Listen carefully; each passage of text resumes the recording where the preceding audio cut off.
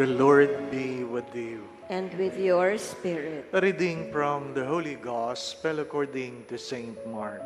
Glory to you, O Lord.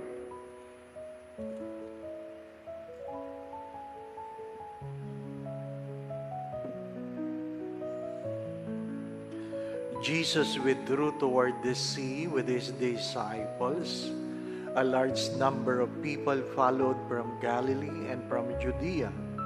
Hearing what he was doing, a large number of people came to him also from Jerusalem, from Idumea, and from beyond the Jordan, and from the neighborhood of Tyre and Sidon. He told his disciples to have a boat ready for him because of the crowd, so that they would not crush him. He had cured many, and as a result, those who have diseases were pressing upon him to touch him. And whenever unclean spirits saw him, they would fall down before him and shout, "You are the Son of God." He warned them sternly not to make him known.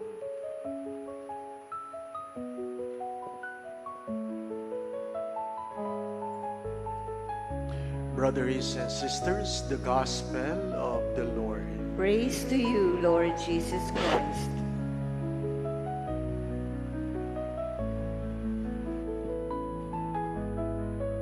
Whether you like it or not, we see the world according to our own perspective.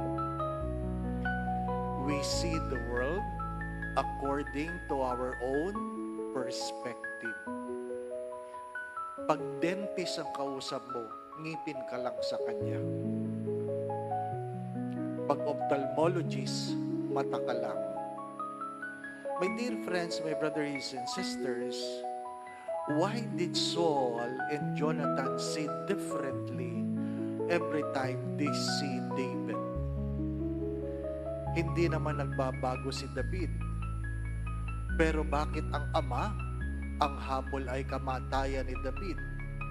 Bakit ang anak, ang habol ay ipagtanggol ang kaibigan? Because they are looking at the same person with a different perspective. Whether you like it or not, again, a greedy person looks at the world differently compared to a generous ones.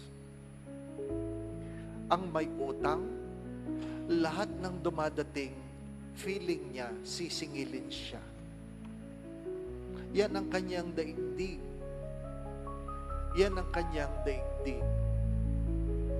Anong sabi natin last Tuesday? We are being reminded that most of the time we look at the appearance, but God looks at the heart.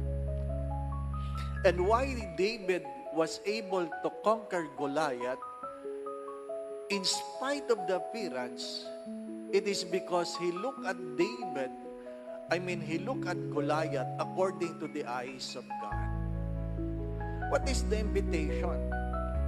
The invitation is to examine ourselves. To examine ourselves. Because even in the gospel, the unclean spirit, every time they see Jesus, they cannot deny that He is the Son of God. Ano ang iyong pinanggagalingan? As I always say this, if you see a good man, emulate him. But if you see a sinful person, examine yourself. Why? Because they might be simply mirroring what is inside of you. Amen. Tomorrow, the 23rd of the month, we have a healing mass through the intercession of our patron, Padre Pio Petrocina. After the 6 p.m., there will be an imposition or anointing of the sick.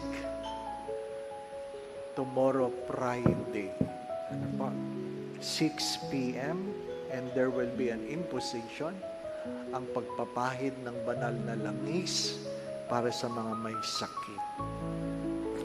Going back to what I've said, whether you like it or not, we see the world according to our own perspective.